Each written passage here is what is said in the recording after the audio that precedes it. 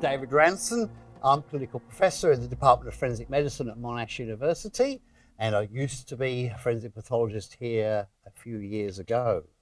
The Institute, as you may or may not know, is probably the largest multidisciplinary provider of forensic medicine in the Southern Hemisphere. It's really interesting. We're one of the largest groups there. We manage over 7,000 death investigations here a year, and we do about 5,000 clinical examinations of victims and suspected perpetrators. And our laboratories probably deal with something over 50,000 forensic samples. And we're not the Forensic Science Lab. That's out at McLeod as a police laboratory. So it's really interesting, the sort of things that we find ourselves doing.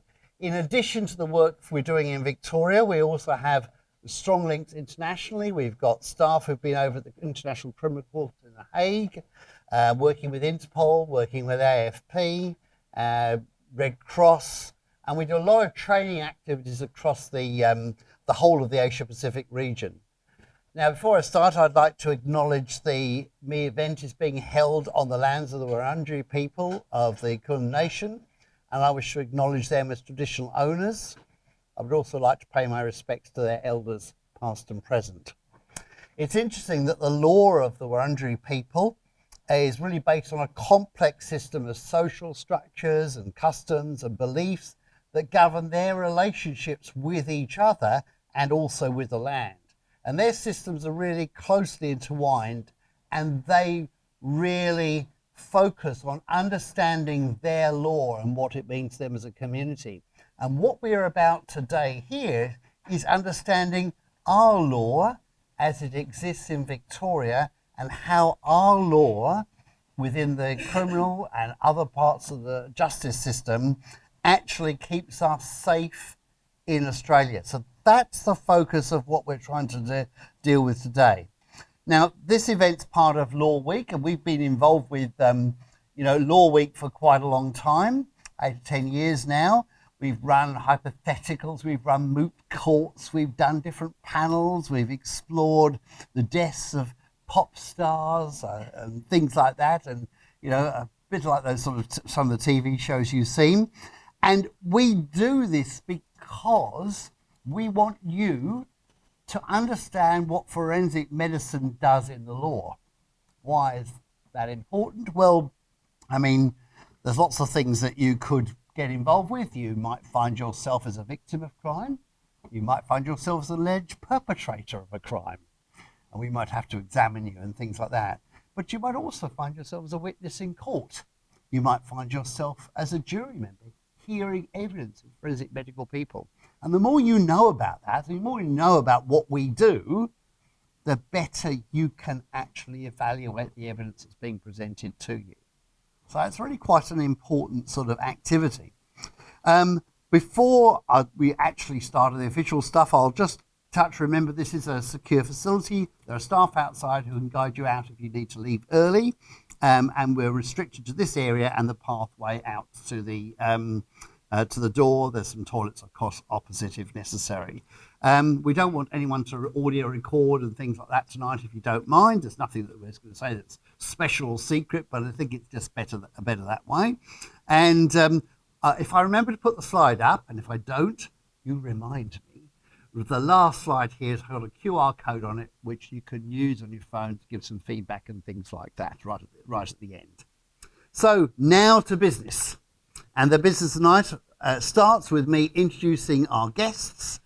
And they're not really guests, they're your hosts. They're the people who actually work here and do the job. Firstly, Professor Noel Woodford, who's a professor of forensic medicine and is the director. Yes, we don't have to go. We don't have to do that too much. His head gets bigger. It's just not worth. We have Sam Robotham, who looks after all of our anthropology, a lot of our forensic science activities here. We have Megan, who actually is the person who's in charge of all the deceased people who come into this building.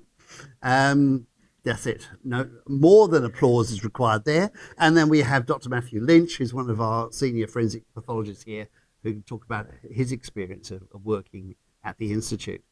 So I'm going to start very quickly by asking each of our panelists sort of, what do you do and how did you get here? How did you get to doing this strange job of investigating the dead? No. Okay. I used to say, first of all, I did a medical degree where I met Matthew in first year medicine.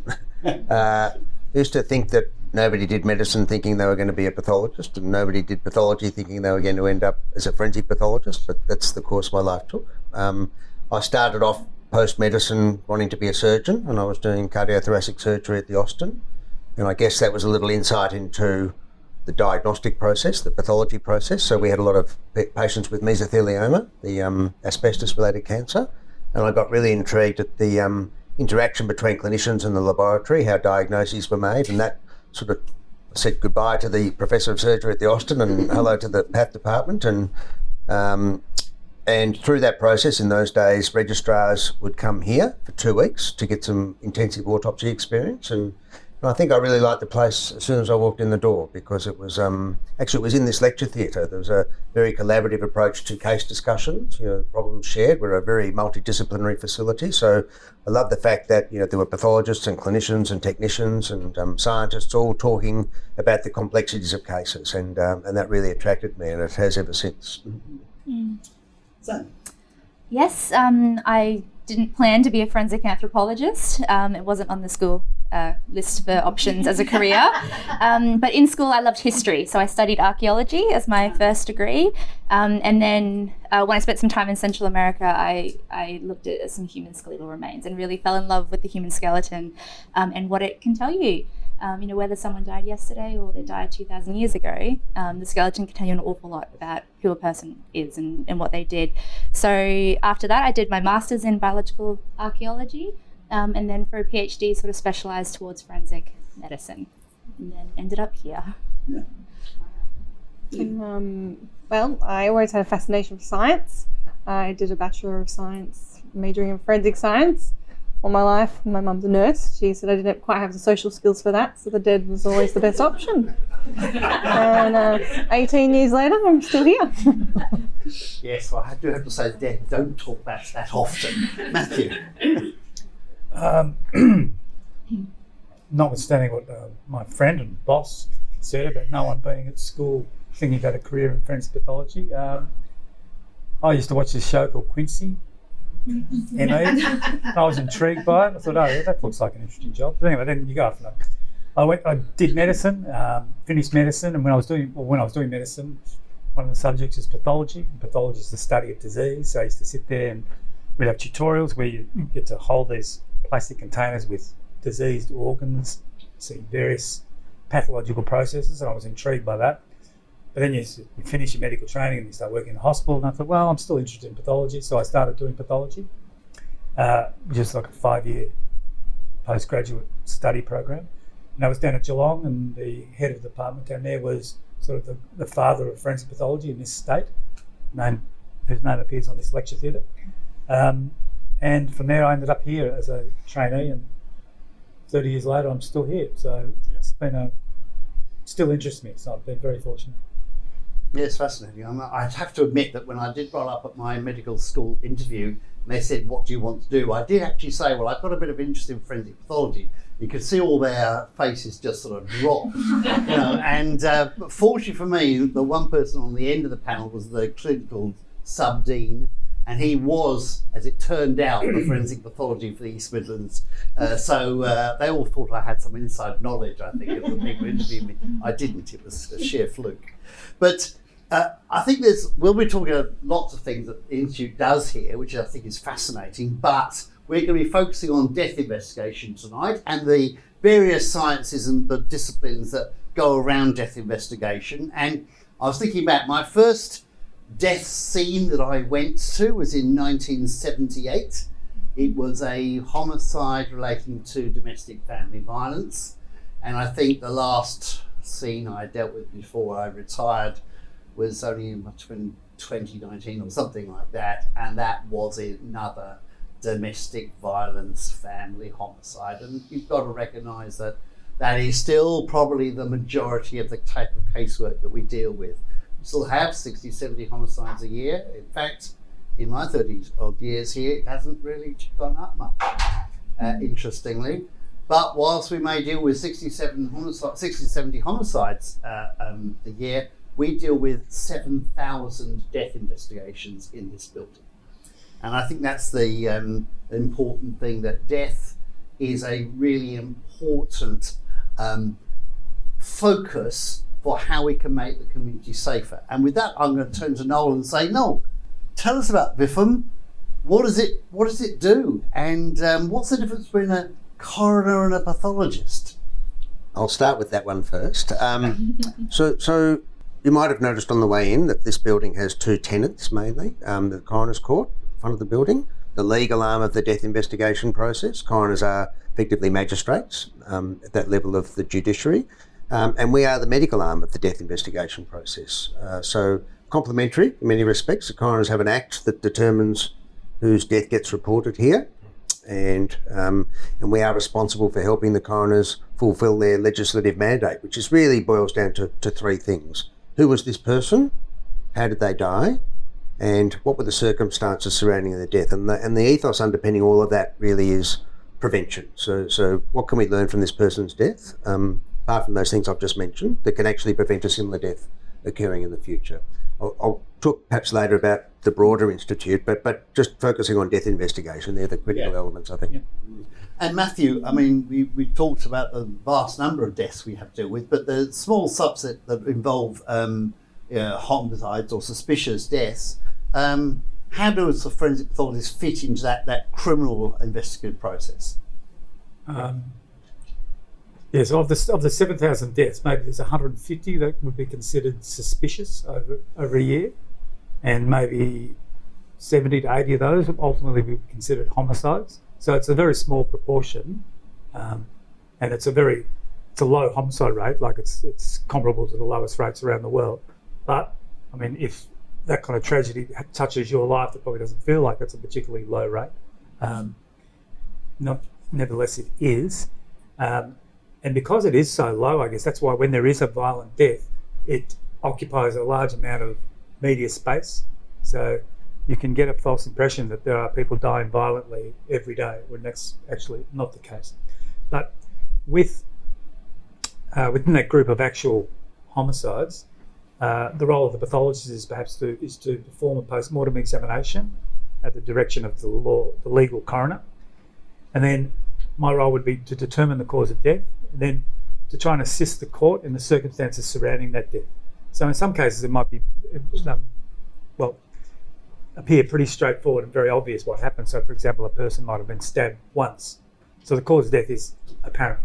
But the circumstances surrounding that stabbing might be what's really critical to the court case. So the pathologist will go to court, provide evidence, but also I think it's important to realise that it's definitely not all about me. I might have a very small part to play in a particular court case, with lots of other particular experts and witnesses in given case having much more important role. So most of the time when I go to court, it's not that complicated, but you never know when it will be. So that's sort of, I guess, what keeps you on your toes. Yeah, I mean, I think the other thing is, as Matthew said, it's not all about the pathologist in court. Often all you're doing is confirming or refuting what another witness has in fact said or was given in evidence. And that is crucial, in other words, setting the factual basis for what they say they saw or heard, which is, I think, really important to think of. Sam, tell us a little bit about how the various medical sciences and your science contributes to the work that we do at the Institute. Yes, so there's a whole range of what we call ancillary tests that are done to support the forensic pathologist in their examination. So every other type of medical specialty is essentially an ancillary test. So for example, if the case is quite skeletonized, the pathologist might ask for an anthropology opinion on that case, or if there's a question about drugs, they might request a toxicology sample. So there's a whole toxicology laboratory here. If the question is pertaining to identification, perhaps DNA is the way that we go to answer the identification question. So we have a whole molecular biology lab to do that work here. In cases, even at the recovery stage, if we're searching for a missing person or recovering the body of a deceased, then perhaps the archaeologist is then involved in that process as well. Other types of medical specialists we have here are also the forensic odontologists. So again, if there's questions about identification or perhaps questions around trauma to the face or the dentition. So there's quite a diverse range of medical specialists here that all support the pathologist in that death investigation in their own unique way. You know, people are tricky. I do remember one case where we were told that this person had been found dead at the side of the road, and sure enough, the bones all came in, and they were wearing Levi jeans and a nice t-shirt and so on, but it was actually a kangaroo that someone had dressed. I mean, you can't win with some people, that's all I can say. Megan, thousands of people come here. How do you look after them? What do you do with the families and support them? We treat everyone with respect as if they're our own family. Everyone deserves the dignity and respect that are here. We're often the last people that get to handle everyone's loved ones. Staff are absolutely amazing in what they do. Everything that they do is done respectfully. Setting up visual IDs for families to come in, they will do everything they can to support them in multiculturally. If they need anything additional, if prayer boxes need to be left with them, they will do whatever they can. We work closely with the coronial admissions department, who are a bunch of nurses who do an amazing job in supporting families through that grieving process and explaining what can be quite a complex process to somebody who is in the midst of grieving. So we have the pleasure of working with almost every department in the institute because we are the intakers. We have everyone with us. We have nurses that work with the pathologist closely to give information back to the families if there's genetic components, particularly on paediatric cases because they can be quite difficult. We get the privilege of also participating in the Donor Tissue Bank of Victoria, so families can give permission to donate certain tissues, and the staff do this in a very respectful way in order to support the rest of the community if there's burns victims or simply somebody just needing to have surgery on their knee. They participate in the Cascade program, which is a rapid autopsy program, which is for cancer-based tissue to be removed, and they can develop more chemotherapy or drugs in order to assist in the rest of us being treated if something was to happen. And most recently, we've become a part of the Australian Sports Brain Bank, where we can donate whole brains, and that can be for dementia, Alzheimer's, but also CTE, which is very publicised at the moment through sport. So we have the pleasure of supporting the community in various different ways, but we just treat everyone with the dignity that they deserve. Yeah, I think it's interesting because it is about supporting the community in that broader sense. And whilst we're dealing with these individual cases that happen in Victoria, we're also involved internationally, as I said, and we have a particular role when it comes to major disasters occurring overseas, perhaps, and including in Australia, where we send teams to assist in those processes. And I thought about give you a little bit of a taste for what sort of events we do go to and how we help. And most of our panel have been involved in these over the time. So Noel, I know you were in Kosovo, for example, during the Balkan conflicts. Could you tell us a little bit about how that worked and how forensic pathology plays a role in those conflicts? Yeah, so I was working in Sheffield in the UK at the time as a Home Office pathologist, and the call came out when the time was right for investigation of the multiple deaths in the Balkans.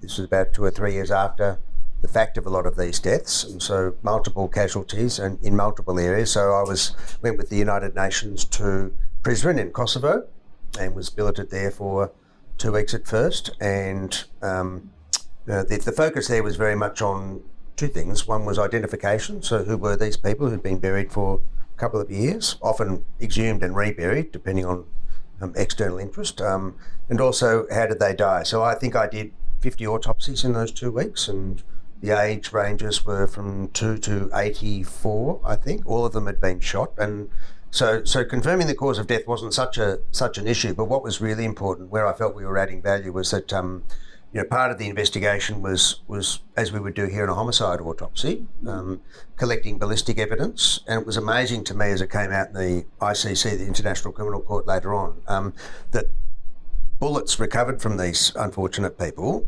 could be compared with seized firearms. And so the one firearm could be traced to the scene of multiple deaths around this region, and that aided in prosecution. So we felt we really did make a positive contribution. Yes, it was a very interesting time. I was there for a short while, and I must say that I heard gunshots every night just from my bed, you know, just listening around there. It was extraordinary and still a very stressful place to be. Well, there were curfews every night. We had to be in bed by 10. Yep, it was right. It was extraordinary, and there were still things happening. Matthew, you went to the Bali bombings, and what was the sort of characteristics that about that exercise in identification that you came across? So that was a more contained kind of disaster. I think the number was around 200. I can't remember the exact number.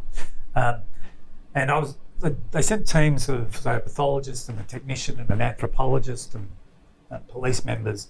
You'd be there for about a week, and so you'd work in a team.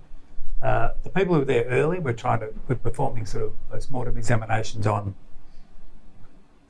relatively intact bodies who died as a result of the bombing. But as time progressed, ultimately what you were doing was really trying to assist in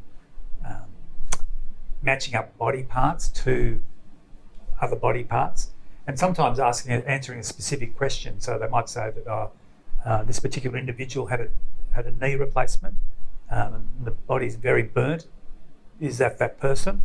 So you were able to remove the knee replacement and check the serial number, compare it to medical records, ultimately with the goal of confirming that yes, this person is Mr. Smith, and then he can be released to his family and they can continue that grieving process. So that was the purpose of this.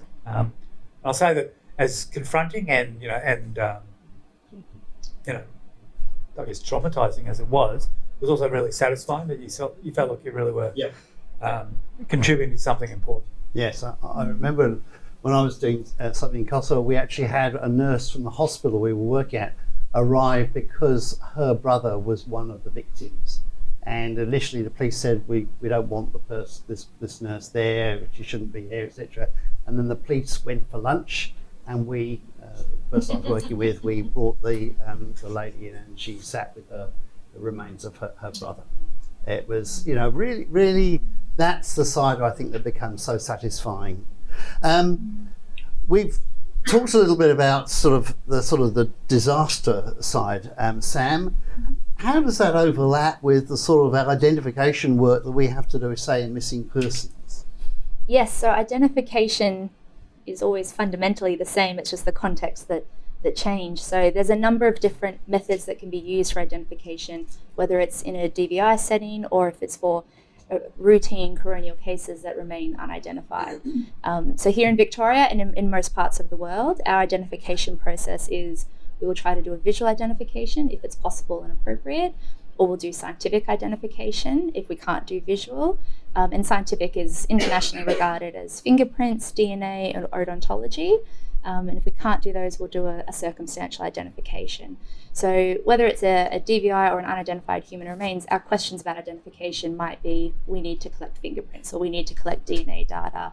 With the particular situation around unidentified human remains, in the Victorian context or in domestic context, these cases are really quite challenging, and that's because most of the time, like 99% of cases that come through VIFM, we already think we know who the person is. So we have a really good starting point to collect. We can go directly to their family, we can collect that DNA data or collect dental information. It's in cases where we don't have that starting point that we don't know where to go. We don't have someone to compare with DNA. If they don't have fingerprints on file, there's no match. And so it's those sorts of cases that remain really challenging and difficult. And on average across the last 60 or so years, we've had about 130 of those types of cases. So about 1 to 2 a year, on average, that we can't identify. But there are certainly a lot of methods that we are still employing to try to progress that identification. And Megan, when we have a major disaster, we have Black Saturday, for example, and issues around COVID and so on, if we are suddenly called upon to store hundreds of deceased people here, how do we do it? Calling sick. So look, being able to manage hundreds of cases as well as operationally, but having the same amount of cases coming in from the community is always a challenge. We're in Melbourne. We are, we have luxuries of having some infrastructure that allows us to bring in refrigerated shipping containers, and deceased are stored respectfully, and privacy and confidentiality is always maintained in those, because we can have them on site close to our operational mortuary. It's not always an option. If it's regionally or even if it's internationally, you have to work with what you have. I know in the tsunami, they had to use dry ice and ice, but that comes with its own complications, and you just have to manage what you can. Large numbers is always, it's not on our to-do list, and we'd prefer it doesn't happen, but we are always prepared. And we mentioned Black Saturday. I mean, Noel, you were involved in basically coordinating most of the pathology response to that. What were the challenges there?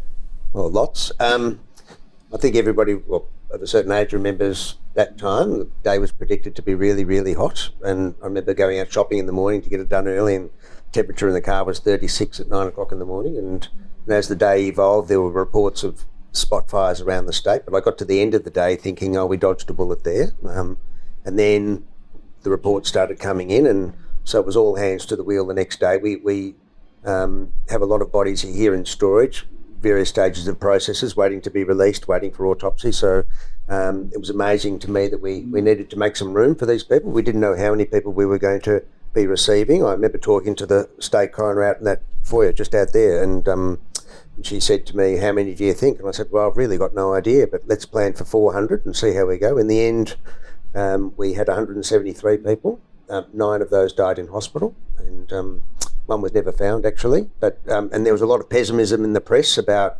the unidentifiability of some of these remains. And I know this might be triggering for some people because Victoria's not that huge a state. So I think occasionally you talk to people who know somebody involved in that tragedy. But in 3 months we had identified everybody, which I'm still really proud of. We had to get assistance from interstate, which I gladly acknowledge. It was more complicated in those days. We had a medical registration system that was separate in every state, no joined up thinking. So one of the first things we had to do with the pathologists coming in was to get them registered so they could practice, believe it or not. The airlines helped. We had dentists coming in, we had scientists, we had technicians from right around the country, and it was amazing. I just had to ring each department around the country saying, who can you spare and how much notice do you need? And so, as I say, a defining moment in the life of this place and in the state, really. We planned for all of these things, I think, as Megan said, but hopefully never have to put the plans into action. But that's part of what we're here for, to do. Yeah. I mean, one of the powerful things, we have lots of trainees who do come here from overseas to get, to develop their learning in forensic pathology and the sciences, and actually our contacts with those other countries meant that we were actually able to get people to come in from overseas to assist and help us as well. And they were friends and colleagues, and that's a really important relationship to have when you're dealing with that sort of really challenging environment. And we have to look after all those people as well. Well, moving from some of that sort of more the current issues, the big issues, to some of the sort of historical things, because one of the things that people don't always realise about the Institute is we actually look at and investigate historical or older cases that come our way. I mean, for a while I was involved in helping to actually identify the skeleton of Ned Kelly, for example, when he was exhumed from the first the Old Melbourne Jail and then, of course, Pentridge and so on.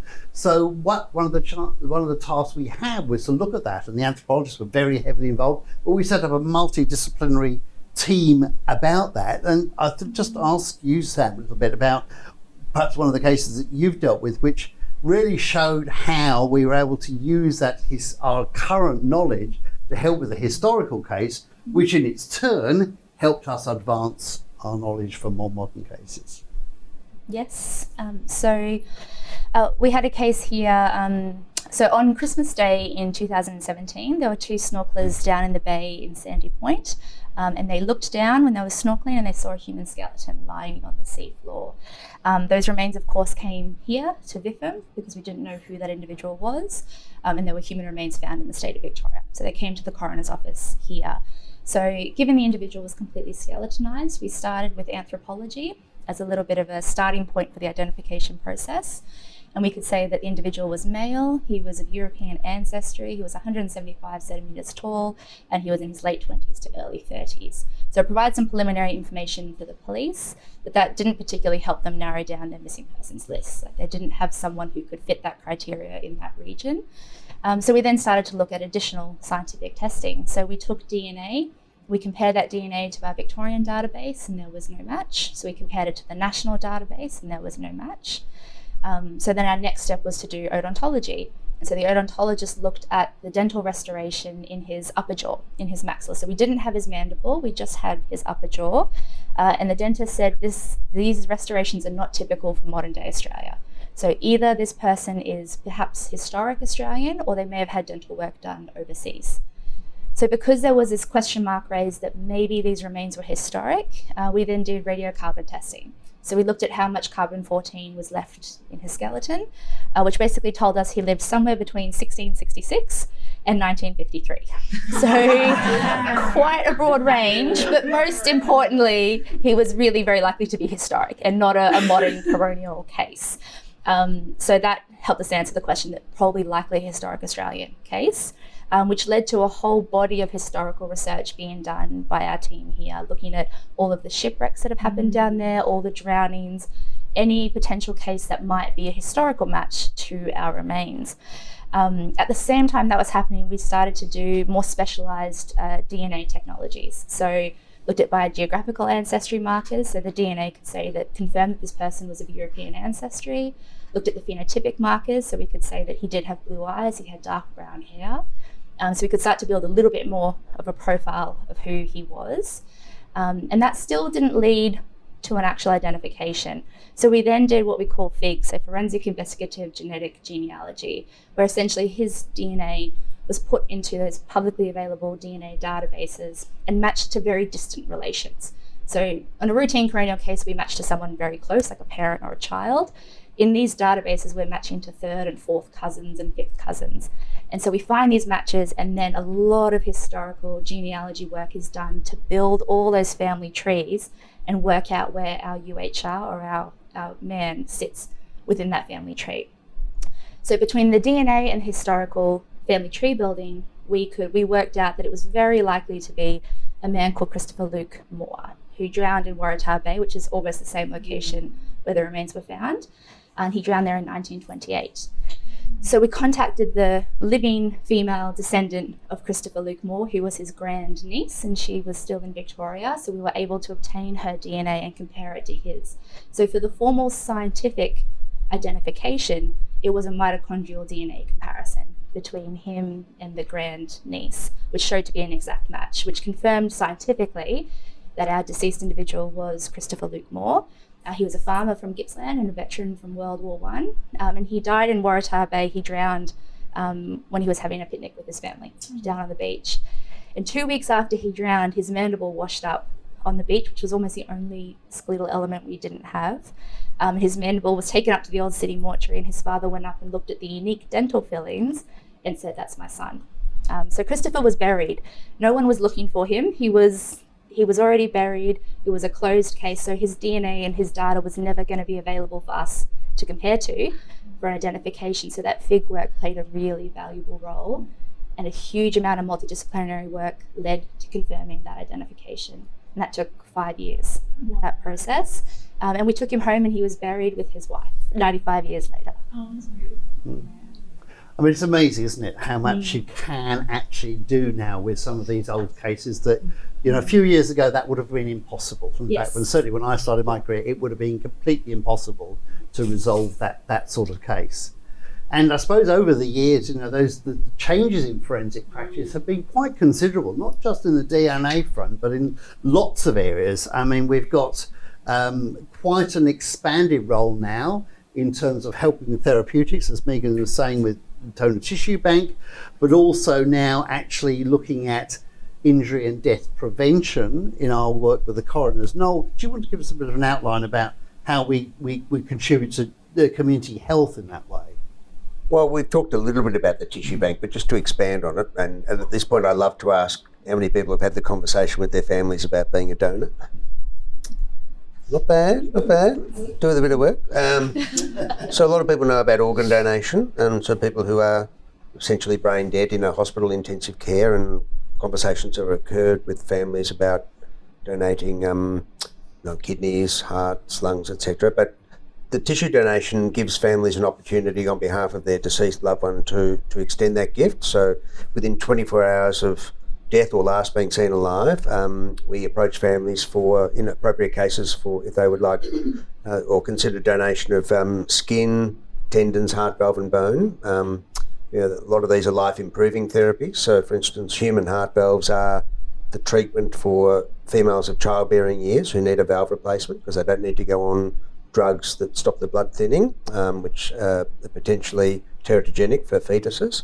And the skin is also very important. It's actually the treatment par excellence for infected burns patients. So and we ran out of skin in this state in the context of the bushfires. So some really critical work in the tissue bank. Yep. Matthew, I mean, in terms of the modern technology we're able to bring to death investigation today, you tell us something about the sort of the CT and the developments in that front and how it's affected the way we plan and organise death investigation. I think it's probably in my time, 30 years ago I've been here, but two fundamental changes have occurred. One's in terms of triaging cases. Excuse me. So every person who comes through the institute now has a full body CT scan or X-ray before any examination. So 7,000 people coming through, less than half of those people have an internal examination. So what people consider to be an autopsy. Go back 3 decades, 3,000 people, 95% having that internal examination.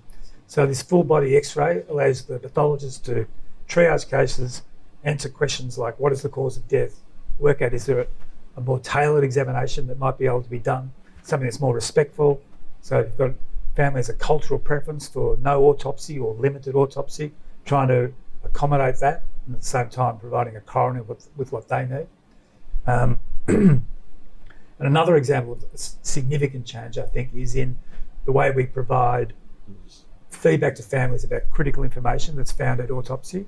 So today, families are referred to specialist practitioners like clinical geneticists, cardiologists, genetic counsellors in hospitals, so they can be advised of the pros and cons of doing certain tests on themselves or their children, make informed decisions then or perhaps in the future. Go back 3 decades, I'm calling someone on the phone saying, look, I've found this, can you write it down on a piece of paper and go to your GP? So really very crude approach, but probably we thought we were doing the right thing. Today, much more sophisticated, bespoke and appropriate. Yeah, really, really important stuff. And having a nursing team that enables that to take place. So I should have mentioned that. Yeah. We have expert nurses with very specific training who are spent probably 80% of the day on the phone talking to families at really, really difficult times. Yeah. So, It's a really challenging part of the work, but it's an important part to Yeah. be able to meet a family and actually explain to them what happened, because so often there are feelings of guilt or I wish I'd done this or I wish I'd said that, all that sort of thing. And sometimes just being able to relieve that stress by talking and explaining what really happened is really powerful. But the medical referral is another area in which we can actually achieve healthcare outcomes for families, which I think is fantastic. Sam, we talked a little bit earlier about some of the modern techniques that are coming up. How do you build that and deal with the problems of missing people and institute? What do we do with those 130 or whatever cases? Yes, so as you've already probably got a little bit of an idea on the data, having the data for identification is fundamental to the identification process. So that's the data from both the deceased individual that we can't identify and the data from all of the families who have reported a long-term missing person. So we need to have that data to compare to make a match, essentially. And so in Victoria, we have what we call a technical advisory group where forensic specialists and the police meet and consistently go through all of these cases to collect the next steps of data. So for example, the case we just talked about, Sandy Point, was in that process, where it was, we've done one method, that's failed, what's the next thing we can do, what's the next step, what's the next piece of data we can collect. And so we meet every month to go through all of our cases and make sure that we have everything we possibly can, so we have the best chance of identifying them. Yep. And Megan, we process of planning for the next disaster. It sounds an awful thing to have to do, but we do have to do it. How do you plan for that? Well, the most recent was probably, you could consider COVID to be a bit of a disaster in itself. While our numbers, just in general, full stop. So we didn't necessarily have an increase in numbers during COVID. It was more of the length of stay that people would be with us. And that was either because families couldn't come internationally or interstate. You know, we are the only forensic mortuary in Victoria, so we're having to manage, you know, hospitals were overrun, so we were often a backup for them as well. So staff were scared. And so managing that and trying to remain in control and have a plan going forward for any disaster, whether it be an epidemic or simply a plane crash down the road. So we are always prepared and we train staff in that way, but it's managing the stress of staff that can often be the most complex part. Yeah, I mean, managing our staff is an important issue. We're all exposed to very traumatic things potentially. And so we've set up very careful procedures to actually support our staff, bringing in counselling support, giving people lots and lots of options, not just the government's approved psychology support service, but people need whatever is right for them. And it's our job to find that and make it available to them. I mean, I think at the beginning of COVID, I remember they rang us and said, we could get 20,000 dead people in the next 3 months. What are you going to do about it? That's not the sort of phone call you want to have. There is simply not the capacity in this state to do that. So we actually had to plan for an entire mausoleum, actually, which could hold, thousands of people, deceased people, which was a really interesting and troublesome challenge, actually. So we've talked about some of those sort of modern things we're doing. What next? This is asking them to be futurists. 10 years from now, what in your area will have changed? Noel? Well, my area is the Institute, so lots is going to change. And I think I've said to you, David, I think the future in a way is now as well. So we are you've heard a bit about the CT scanner. Since 2005, we've been CT scanning just about everybody that comes into the building. So that's sort of cutting edge stuff. The fact that we only do internal examinations on a small number of cases, that's important as well. One thing that's just about to happen is that we're extending our capability to MRI scanning. So we'll be one of about 5 facilities in the world that has dedicated forensic CT scanner and an MRI, and that's going to open up a whole range of possibilities for us, not only in diagnostics, what happened to this person, but understanding disease more generally, but also unravelling some of the mysteries of forensic pathology. So the root cause of shaken baby syndrome, for instance, what actually happens to these infants when they're dying. So that sort of now. I mean, we haven't even really touched on some of the other areas of our operations, like toxicology, for instance. But but just in terms of death investigation, they're going to be critical things. Yeah, and as you write from toxicology, emerging drugs, new technologies to rapidly detect drugs really quickly, almost at the bedside, if you like. I think those technologies are starting to emerge, and it'll be interesting to see where they go. Sam, what do you think going to be in the anthropology field? What are you going to be doing in 10 years? I suspect in anthropology that AI will have some involvement in practice. Even things now, like we do a lot of work of identifying if a bone is human or not human, for example. So anytime remains are found in the state of Victoria, you look at photographs and say if it's human or not. I think things like that would become automated with AI quite easily. There's already research that's done that's automating that biological profile process. So estimating that they're male or female, estimating their age is already being automated. So in 10 years, I will wait and see. Yes, what's you left. may have a job, you may not. I may not. And Megan, what do you think? What do you think for the Look, I think the Future. introduction of the MRI during our renovations will certainly have an impact. Our continued participation in the Cascade and ASBB, it will probably extend to who knows what in the next 10 years to help support the community even more. Matthew. I think perhaps maybe a more sophisticated approach to investigating a lot of the deaths that come here. So every person who comes here comes because they satisfy a particular criterion in the Coroners Act. The most common reason a person comes here is because there's not a death certificate completed. And that's because to complete a death certificate, you either have to know the patient or be willing to write the certificate. So if there's not a GP who satisfies either of those criteria, there's no death certificate and you're here. So perhaps in the future, there'll be a group of people who are medically trained, and they have something similar in the United Kingdom, who will say, well, look, this person is, we'll say they're elderly, they've died naturally at home, they were lucky enough never to actually have a GP.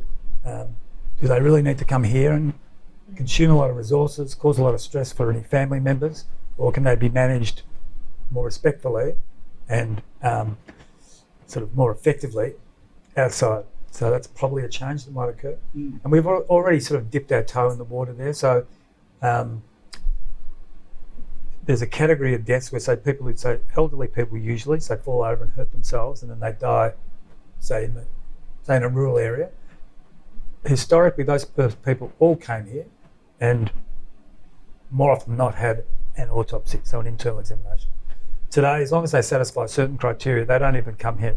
So if the family have no concerns of care and there's reasonable medical documentation of what happened to them, say for example at Bendigo Hospital, it can all be dealt with on the papers if you like. So it's a good situation for family, it's a good situation for the people working here, and well, from a resource point of view, it's a good situation. So, well, maybe I'd extend those to some other case types. Yeah, I think as well. Going forward, I think a lot of, there's an aphorism that perhaps we should do less autopsies and less post-mortem examinations, but do them better. So that's maybe what will happen. And focus the efforts on where we can really achieve some benefits for the community in terms of injury or death prevention. That's an emerging thing. Yes, the UK issues with their new medical examiner system, which supports the death certification process. I think, Noel, you've done the training on that, haven't you? And it's a useful resource that I think will start to play its role over the next sort of 5-10 years in the UK. We don't yet have it in Australia, but in a strange way, we are it. So that's which is perhaps one good aspect of that. So we've had the future, we've had the past, we've had the present, and now it's your turn. It's not CSI. You know all about CSI. Here are the people who are the real people who do this work. Here is your chance to ask them that little niggling, burning question you've always wanted to ask, but were afraid to. Don't be afraid. Go for it. The first person's hand up at the back there. Can I ask at what point the things that get left in hospital because of a coroner's case get taken out? Like, is it before or after the viewing, for instance, if that's required? Oh, you mean tubes and lines and things like that? Yes. I mean, the short answer is it depends, but we have a very low threshold, particularly if there's a viewing in contemplation, and particularly also if there's the suggestion is not that the tube has been put in the wrong place or has caused the trauma, to have those things taken out. Because we know that that's upsetting for families. Yeah. Yes. Whether good or not, I've had both my mum come to you and also brother-in-law. Both of them died in hospital. And I was actually, my brother-in-law died on the operating table and my mum died from the hip injury. What I'd like to know is how long are those records kept within the... Well, there's a Health Records Act that requires maintenance of records, I think, for, I'm not sure, 20 years or so at least, or Yes. but probably longer than that. So, and that this is probably slightly tangential to your question, but one of the things that's really important here is this notion of case reviewability, which means that how well are we going to be placed 10 years, 20 years, 30 years down the track to reconstruct a case and be able to offer a meaningful opinion on it. So we only have a person in our care for a brief period of time, usually a few days, and sometimes the issues that we need to deal with are pretty obvious. Sometimes they're not. In any event, we're trying to anticipate questions that might be asked all of those times down the track. So, you know, and the way we've set up here is that, you know, we get a lot of hospital records that we PDF, and so they form part of the file. The CT scan is, if you like, a digital permanent record of the case from top to toe. We take a blood sample on admission, so we can spin that down, and we have something that we could test for toxicology on several years down the track as well. We have photography. So all of those things, before we've even put knife to skin, if you like, you know, we actually can recall a lot about a person, even if an autopsy is not occurring. And even if we've taken the routine histology, tissues under the microscope, they can be used for DNA decades later. So there's lots of opportunities that exist in that framework.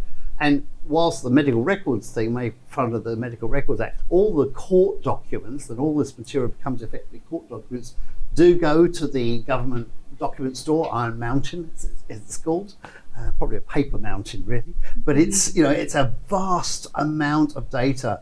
I had the opportunity to go back and look at it a few years ago and actually looked at the original autopsy report for the man from Story River, for example. Oh, wow. Things like that. So they are there. So all those records are kept as official government records. Yeah. Thank you. Yes. If you have a person come in and despite all of your efforts you're not able to identify them, and that's going to be a long-term situation, what happens to their body? Yeah, Sam. I'll leave that to you. Yes, so it does a little bit depend on the preservation. So, for example, if the case would be a single bone washed up on the beach, for example, so something like that, we have the capacity to store here, and it's better to store here because when these new technologies for DNA and whatnot come, we can immediately sample and progress it. In cases where we have perhaps a complete individual, then the coroner will ask for them to be buried. So we still know where they are, and should technologies advance one day, we can always exhume them and take the samples we need for DNA. Yeah. And that's sort of organised with the state trustees, isn't it, Yes. as well? So they may, of course, die in a house that they may have been found in some garden or something. And the question is who has the finances in relation to them, and they may be nobody until so if that's the case, then the state will organise those sorts of funerals. I think they bury rather than cremate is always the process in those cases for good reasons. And and certainly these days we take, make sure we've got good samples. As you probably know, sort of 20, 30 years ago, those sorts of samples weren't always collected right up front, which meant that we sometimes had to go back and do an exhumation if there was a name that sort of came out of the investigations. But nowadays we really try to make sure all those samples are really locked in. Yeah. I don't know who to direct this to, but can you talk to the role when you start to see a pattern of deaths and how that's dealt with? Perhaps I could address that. So there's a number of things that we've been involved with over the years. One of the most important ones was the setting up the National Coroners Information System, NCIS, which causes me terrible problems with the TV show. And as I'm currently the forensic pathology advisor for NCIS Sydney, it causes me even more problems. But what we can do there is we have an active system in that database for looking at patterns and trends. In addition to that, most of our specialist units around the Institute also keep their own records of what's going on, and they're all electronic, and we have a very sophisticated electronic case management system, so we can pretty well always look at and look for emerging trends. And these days, with modern IT resources, we can actually automate some of that, so we can actually ask it to show us patterns and trends. And this is where, as Sam was saying, AI is going to start to be really very important in the future. We've certainly, for example, in the early days, we picked up a whole range of methadone deaths, where people started on the methadone program and then died. And we actually found, the toxicology lab here identified that this was in fact due to inappropriate initial prescribing of methadone, and it involved a complete retraining of all the doctors who were actually in that service. So yes, we do pick up things like that, and it's an active process. You never know what you don't know, and that's where the AI systems can, I hope, in the future be really useful. Yeah. Yes. Do you always try to facilitate viewings for families if they requested, even if there's substantial damage to a body? Will you always attempt to do that? So identification comes before viewing, so there are two separate methods you can go down. So a viewing can happen because the family really want to see their loved one. Our admissions department will do whatever they can to fit any viewing in. It is recommended always to a funeral home because it tends to be a little bit less clinical. If there is significant damage to the person's face or body, families will be advised of that. But it is often up to them whether they want to see them. You know, sometimes we might just leave a hand out. Sometimes they might just want to see a tattoo on an arm just as like proof. And we'll do that. Sometimes we completely cover the body and the body bag they're in. They just want to be in the room. And that can be decomposed cases, that can be incinerated cases. So it is dependent on what the family are wanting to see. Some people want to see all the trauma. Yes. And so we will facilitate that with support. They will have nurses with them that guide them through what they're about to see. But we're not here to stand in the way of people seeing their family. It's interesting that sometimes people say, oh, it would be unfair to show somebody something like that that's traumatic or problematic, or even sometimes I've had families who wanted to see a bone, and I've sat with them just showing them a bone, a lock of hair and a tooth in one case. So, you know, the reality is you can never tell what a family wants.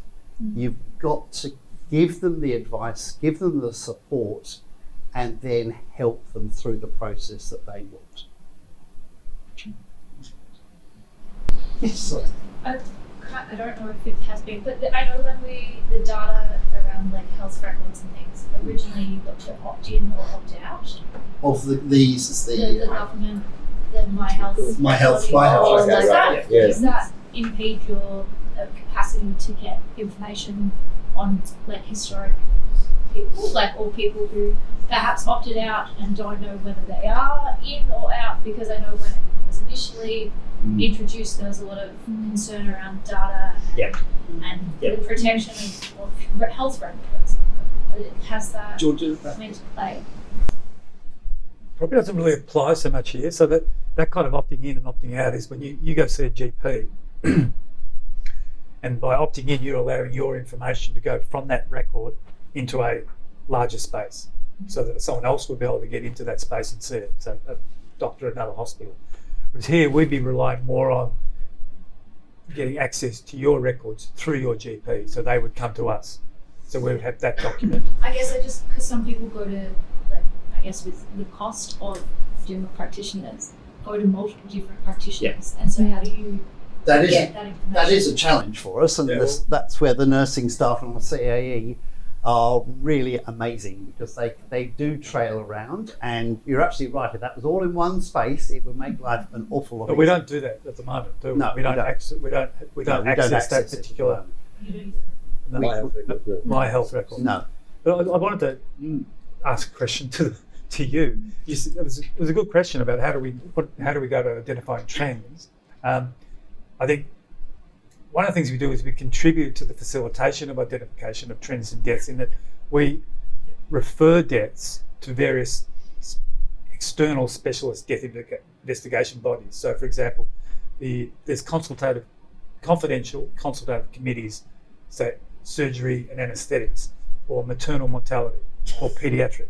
So they would be made aware of these cases through the system here, and then they would be in a position to note, well, look, there's been a steady increase in patients dying after this particular innovative laparoscopic procedure.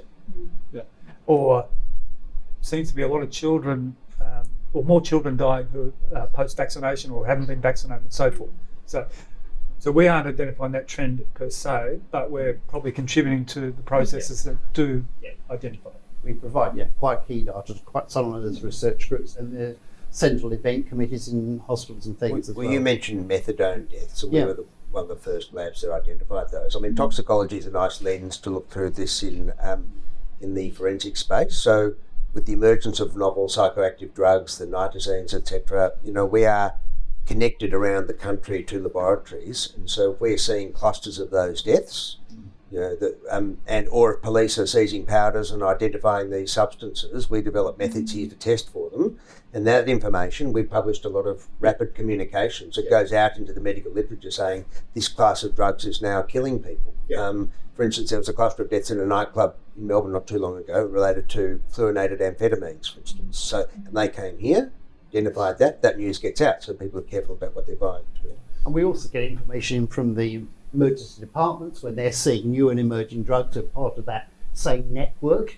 So we know also when things are starting to appear, we can then design our analytical systems to look further for those trends. Yeah. Oh, sorry, I think you were next. Yes. To Dr. Lynch, as forensic pathologists, you go to crime centres like if you do look at those systems. Do you want to talk that? I got the first part. So do I go to crime scenes? And what do you do? And what do I do? Well, there's not a lot of crime scenes probably in a year. There might. There's lots of crime scenes, as in the person's died in criminal circumstances, and there is a scene where that occurred. In a lot of them, the police might think there's any necessity to have any kind of input from a physician. If they do, I or one of my colleagues might attend. I'd say that in over the last 3 decades, the times I'm requested to attend has decreased exponentially. So, and perhaps to the point where maybe it would be worth going to a few more.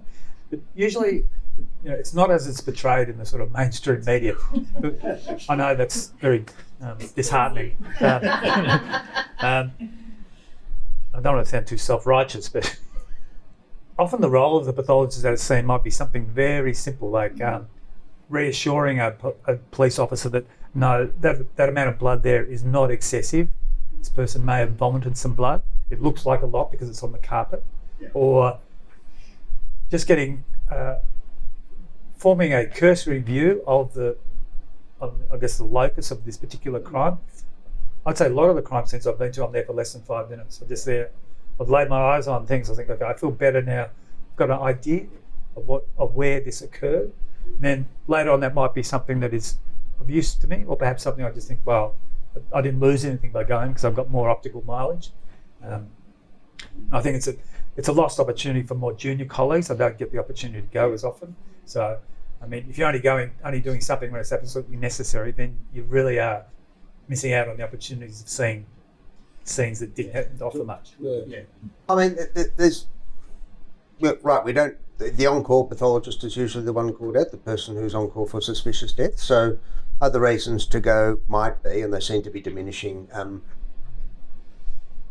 I mean, I've never forgotten a case where I've been to the scene, put it that way. It puts things in context. And so if you see clusters of injuries, I saw a guy once who'd been shot on a roadway and he had a particular pattern of injuries to his face. I hadn't been to the scene, but I went there later and that matched those up to the position he was when he died.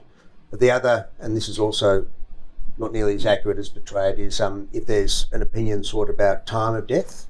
And so, it's not nearly as precise as you might imagine. Unfortunately, 12 hours either way. That's accurate. And the best way we have of doing that is taking a rectal temperature, and because there's some scientific nomograms that relate that particular temperature of the body and the scene to the body habitus, etc.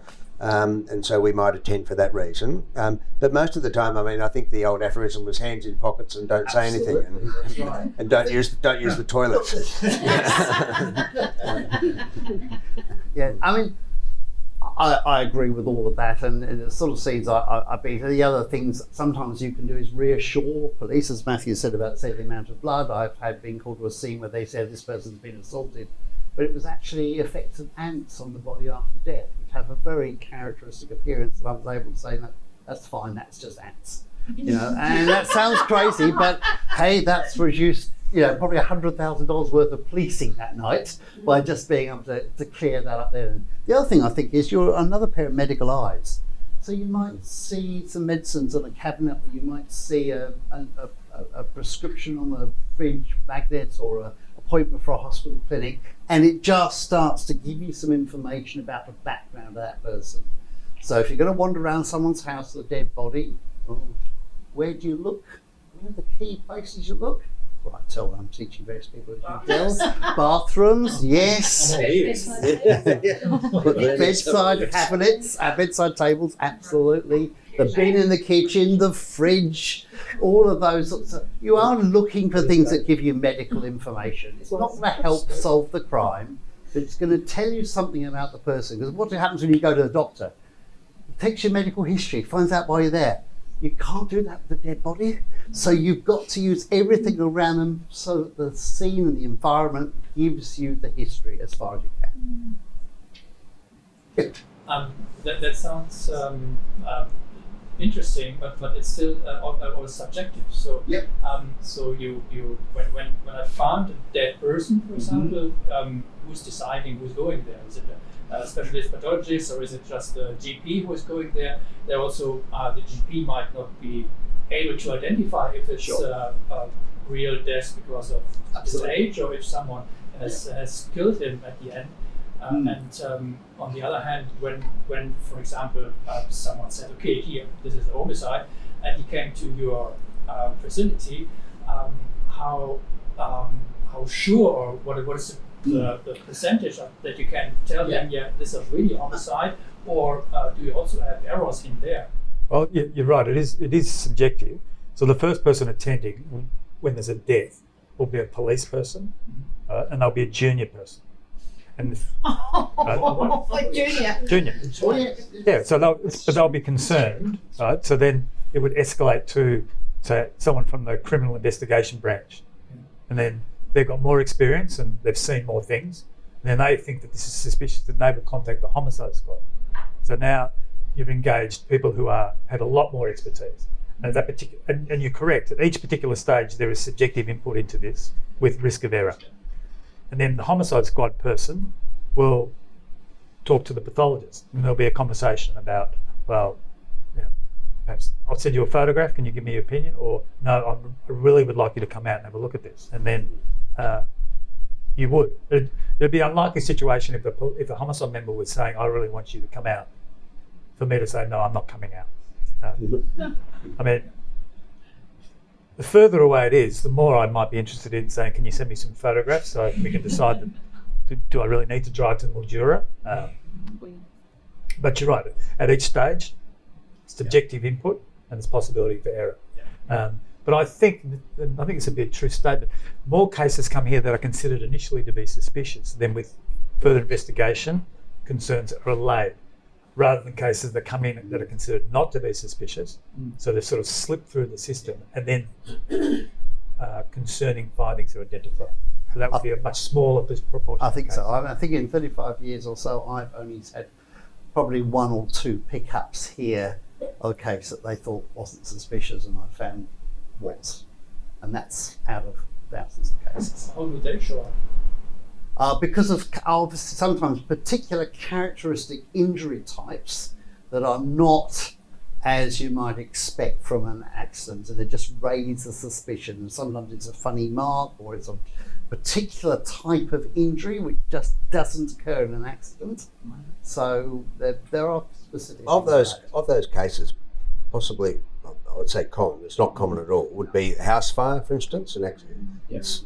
Maybe there's an explanation of a candle, and then part of the reason we get involved is to sort of, is that true? Was the person alive when the fire started, or were they dead when the fire started? If they were dead when the fire started, was that natural causes, or was there some other involvement? And every once in a while we'll find some unexplained stab wounds, for instance, or some injuries to the neck structures that suggest some pressure on the neck prior to the fire starting. So it's not that common, I have to say. Yeah. As Matthew was saying earlier about, we don't get 150 suspicious deaths, but it's only going to turn out to be 70, 80 or whatever homicides at the end of the day. And of course, just because at the end of the day we find that a person has died because of the actions of a third party, doesn't mean that third party is guilty of a criminal offence. And there's plenty of things that are going to go on between the work that we do and an eventual trial and acquittal or conviction. Yeah. Just referencing trials, in your experience, if you're called as an expert evidence on trial, how equipped do you find legal counsel are to ask you the suitable questions to kind of get to the nub of what you have found in your expert report? Do you find that they have the right vernacular, the right grasp, or are they kind of looking to hit those CSI type themes? Oh, Beth, look, I'll go first. Usually, well, I don't have to. I'll pass over to my. Let's just take murder trials for instance. I mean, they're a big deal. They're held in the most senior court in the state, and counsel representing an accused and prosecuting are usually very experienced, so they understand the system.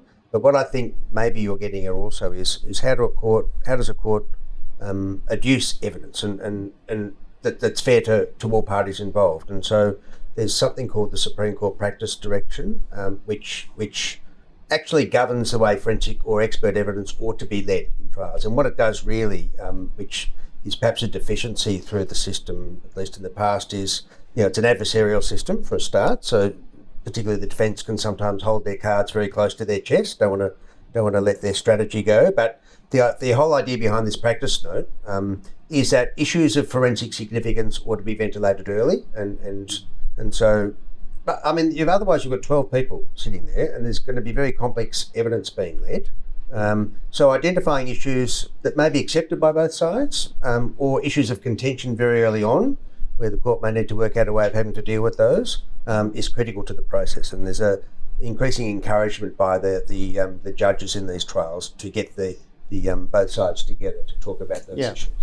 Sam, just quickly, I mean, the work that Soren did, Soren was our senior anthropologist for many years, in relation to looking at how juries assess and take evidence. So can you perhaps just talk a little bit about that research, because you were involved in that as well. Yeah, we did a research project with those who were eligible for jury duty, so they were called for jury duty, but they're not actually called to be a juror.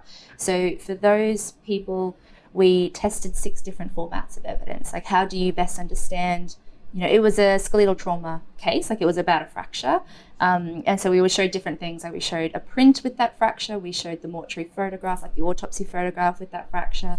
We just talked about the fracture and just showed different ways to understand how did they understand the evidence. Like, did they actually understand what was being said? Was that evidence confronting or helpful, and things like that? And that study showed, there were several different types of evidence that were more effective for the jury in order for them to actually understand what we were talking about, and to not feel confronted, so they could actually take it in what it was.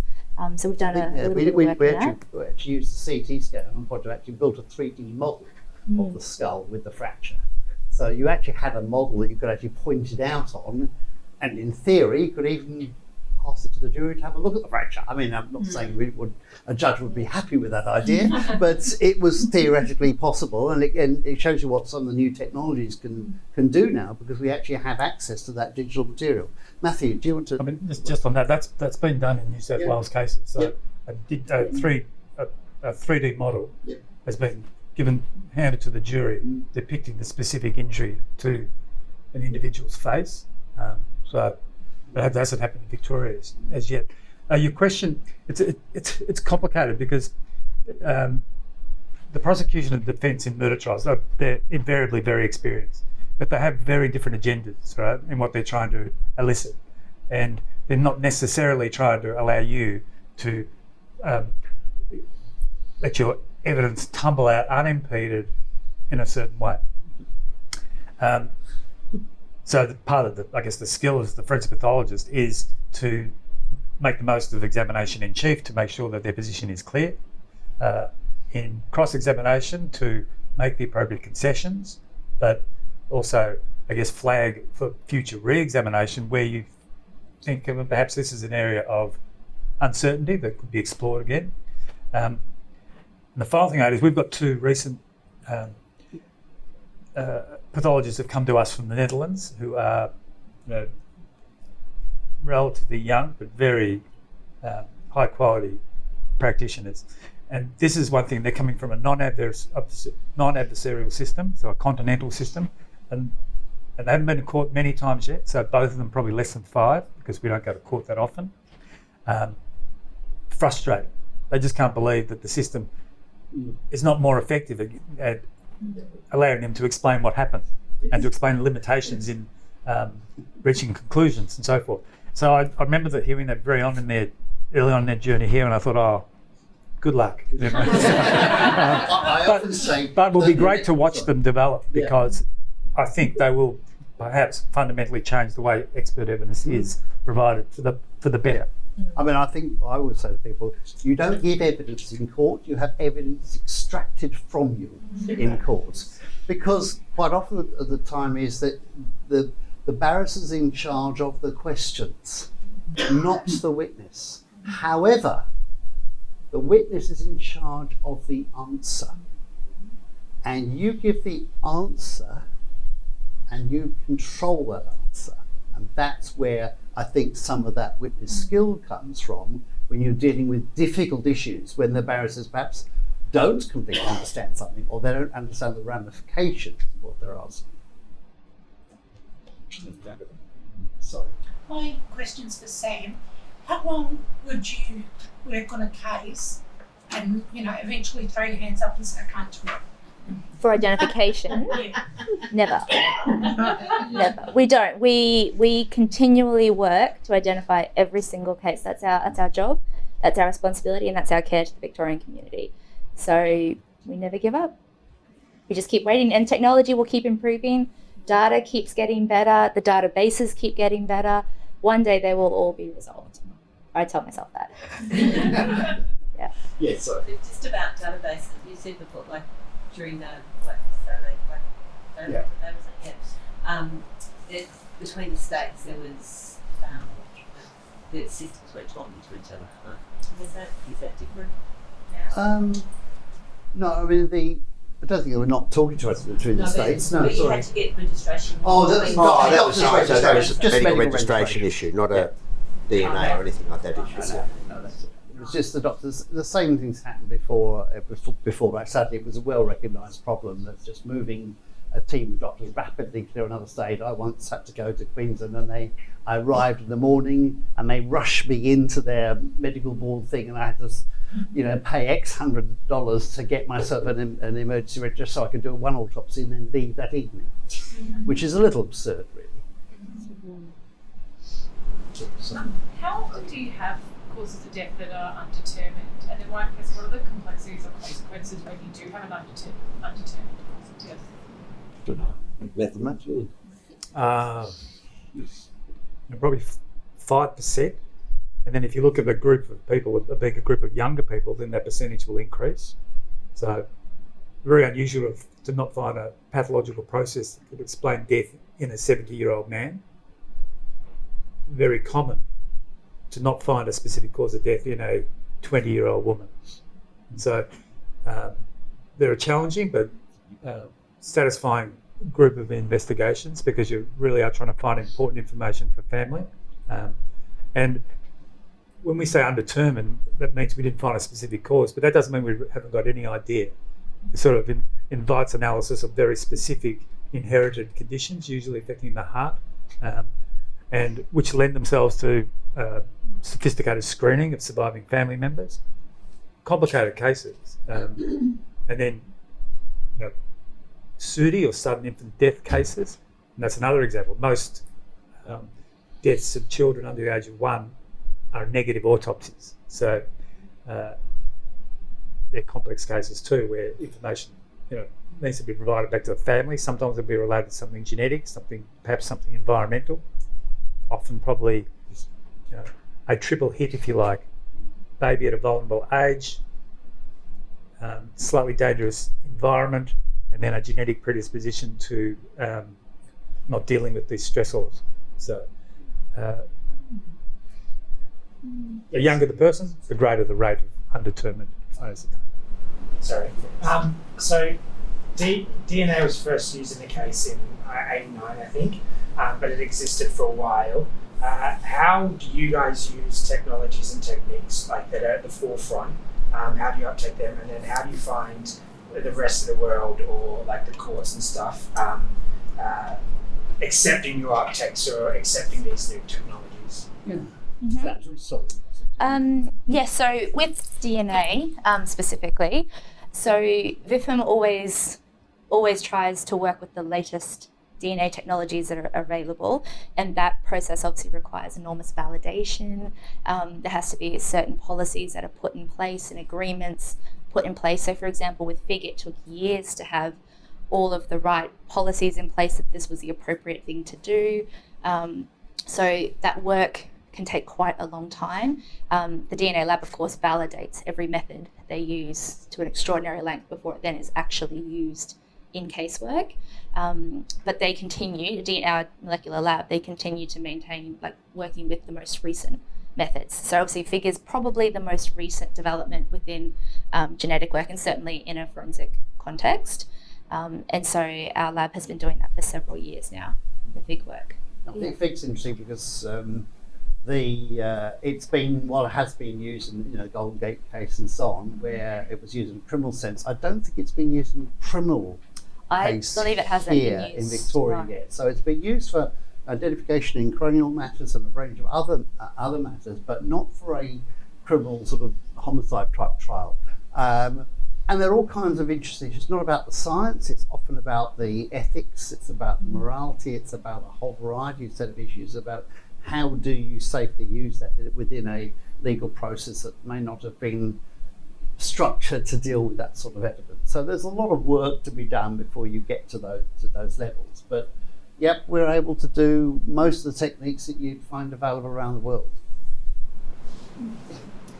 What are some of the most well-known cases you guys have worked with? And are you able to share that? Well, you don't really need to answer it, because the short answer is everything you hear on the radio comes in here. That's right. Yeah. I mean, what I will say, and I'm quite proud of this, is you might have seen some footage from Morwell recently, which featured our chief toxicologist. So, we're involved with all of those cases. Yeah, exactly.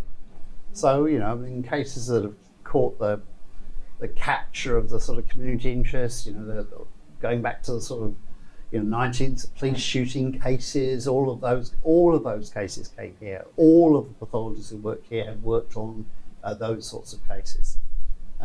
So, yeah, as Noel says, if it's in the media, we've worked on it. But actually single out specific cases in one sense sort of trivialises that case. I always imagine if I was a family member hearing somebody tell a war story about this interesting autopsy that I did, and it was their family member. So we consider this like a medical specialty. With and I'm astounded that people ask me, they go, "Oh, who's someone famous that you've seen recently?" or something like that. I just think, "Oh, no, David Ransom. nothing." Yeah, thank you. Thank you, Noel. I just say, "Oh no, nothing exciting lately." No.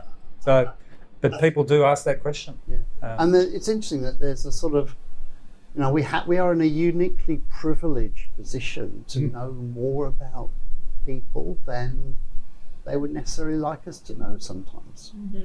And then that does behold us in that medical sense, as Matthew says, to keep that privacy and that confidentiality for the sake of them and their families. So you had a question. Sorry, just with we were talking about COVID and the expectation that we might have in bodies in hospitals. There was obviously the PPE was a huge thing, and we were getting halo respirators and spacesuits and God knows what. Did you guys have to go through that? And have you ever had to use like the level 4 bio facility down in Geelong for an autopsy or anything like that? Well, I've obviously seen too many movies. We do have stories there. We visited that facility. I mean, it's true to say about that facility that what goes in doesn't come out for very good biosecurity reasons. And it was set up that way, but basically very much along veterinary principles. A lot of those zoonoses are critically dangerous to the community. It's an amazing facility, the way it was designed, and I mean, I did see a room with all of this computer equipment slowly building up in it, sort of, because I couldn't get rid of it. So I don't know what's going to happen eventually down Old there. 286 processors sitting in the room. Yeah, and I think there might have been up in Queensland a couple of Hendra virus cases that came down there for confirmation, and I think the families were involved in that decision as well, but it also added to the medical knowledge about how this virus affected the brain and things like that. So, yeah, so we don't really have a lot to do with the R facility, but it's I think it's the only one of its The type only one in countries. Australia, Yeah. yes. I mean, we obviously got a range of PPE that we can use here, from the ordinary grades, things you'd see in hospitals in everyday use, but all the way through to much more, we're not fully encapsulated systems or anything like that, but we do have extensive filter systems and a full face and enclosed head masks and things like that. They don't get used very often, is the answer to that. No, so we had drills. I mean, I think David was one of the pathologists who was trained in CBR type cases. Mercifully, we haven't had a Novichok case here yet. But we plan for that sort of thing. So, and working in that equipment is more complicated, and it makes it have much less sensitivity when you're wearing all the heavy equipment. But I did practice some intubations on some dummies, in a full suit. I must admit, it's tricky, but there we go. But Yes, sorry. do you mind if I jump in about the PPE one? Last question. Can I? Sorry, sorry. Like with hospitals, we had difficulties getting our PPE as well. We did rely on the government to provide us with the standard precautions for ourselves, because it wasn't just COVID we were dealing with everything else, tuberculosis, everything. So we did need to be covered in that regard. We do have staff here trained in being able to fit test us for both of our PPE as well as our respirators that we're discussing. Our respirators we regularly use because you just never know when you're going to need to, and it tends to be chemical-based cases that we would use them on. But PPE, like in healthcare, it was very tricky for those few years. Yeah. So perhaps our last question. Yeah, Thank in you. relation to like cases that are unsolved, where there's not enough technology or advances in technology to solve it, how often when technology advances and everything, how often do they get retested? Is it still like every 5 years or so? So once the technique is developed and available to use, we sort of have a priority list, if you will, around what we think will be the cases that we think we will get the best result out of that technique first, and we'll start with those and just work our way down the list. So for example, something like FIG as a database is, quite unfortunately, the data relies on people having input their DNA into these databases. There are certain countries and certain demographics that have been interested in doing that sort of testing, and so these databases are actually a bit more skewed to European populations, for example, just because the nature of the data in them is from Europeans. And so we would have a greater chance of getting a match if we had an individual of European ancestry than if we had an individual of African ancestry, for example. So in terms of just triaging the process, we can't do everyone at once at the same time. We start with what we think will be the best outcomes. And just on the retesting, so we do have cases where, say for example, it's an unascertained cause of death, negative autopsy, the blood sample's taken, and it's being held at the Royal Melbourne. It's been tested to look for any specific cardiac genetic abnormalities, and then perhaps as an understanding of those abnormalities improves over time, it's retested. And so I was involved in a case recently where it was negative, but 5 years later when they've retested it, they've seen this abnormality and they've reclassified that as being pathogenic as opposed to of uncertain significance, which means that person that I examined those 5 years previously, whilst I then was able to say, look, it could be this, it now moved to it probably was this. The family had been screened appropriately anyway by the appropriate specialists, but it did mean that original patient 0, if you like, gets a more specific label. So, and that'll happen much more going forward as the techniques for identifying pathogenic mutations improves. Well, Well, look, I think we need to wrap it up now. We've come to that time. So I'd like to thank all of our panel for the fabulous work they've done in identifying things to you, explaining everything. Well done. But I'd also like to thank you, because those are some of the most fascinating questions I've heard asked of our staff for quite some time, and really was an indication of the interest that you have. Thank you all for being here and for asking great questions.